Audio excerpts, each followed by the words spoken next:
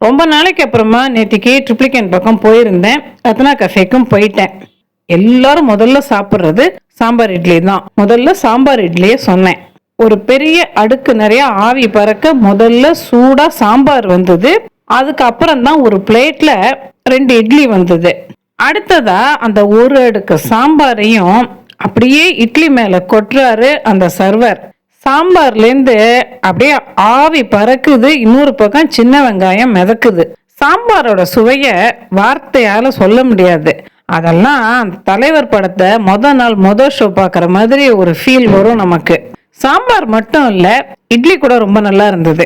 நம்ம பிளேட்ல சாம்பார் அளவு கொஞ்சம் குறைஞ்சா கூட உடனே சாம்பாரை கொண்டு வந்து ஊத்துறாங்க. 2 இட்லிக்கு 3 முறை பிளேட்டு ஃபுல்லா சாம்பார் வாங்கி நான் சாப்பிட்டேன். ரெகுலர் இட்லி 2 வாங்கினா 57 ரூபாய் தான். ஆனா அதையே நம்ம சாம்பார் இட்லியா வாங்கினா 82 ரூபாய், ஜிஎஸ்டி தனி.